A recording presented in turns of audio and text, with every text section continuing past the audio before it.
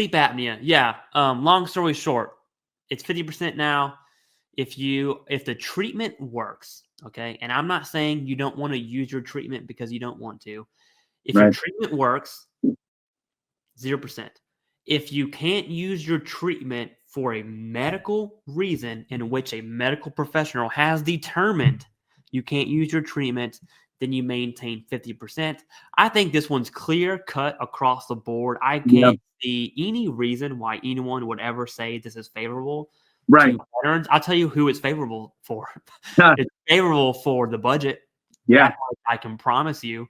Big time. Hands down, one of the most, not the easiest, but Right. it's definitely the most common secondary at a 50% for one of the most commonly claimed conditions, mental Yeah. health. And this is a huge hit to veterans. And I don't have the data in front of me, Jason. Mm-hmm. I would love if somehow someone could take all the veterans who are rated at 100%, which, by the way, as of FY23 was about 22% of veterans. Right. So we could arguably say 25% now. So a Of quarter of veterans, rated. of rated veterans, yes. Yeah. Of veterans who have a rating are 100%. Let's just say 25%. I'm curious if we made sleep apnea from 50 to 0, how many of those would Right. be knocked down? And I'm willing to bet at least half. 80%. 80%. So Yeah. I don't know what else you want to add to that. So the only thing I'm going to add is what I'm just going to double tap on what you said about the if you can't use your prescribed whatever CPAP, right? So your CPAP, it works for you, but you just can't use it because of your PTSD, right? That could possibly be a reason, right?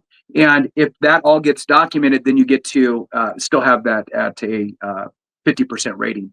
So if it's a secondary to PTSD, right, or mental health, then that could be a potential ladder out of that 0% rating, if you will. All right, that's it.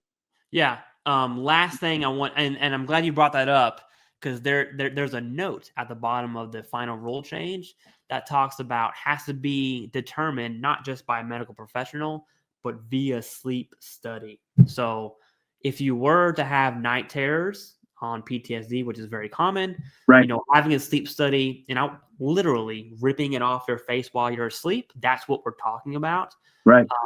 I think the burden of proof is 100% against the veteran, Right. as far as can you use the machine or not, and Right. that's going to be bad. Yeah. There's no other way Totally. to cut that cake.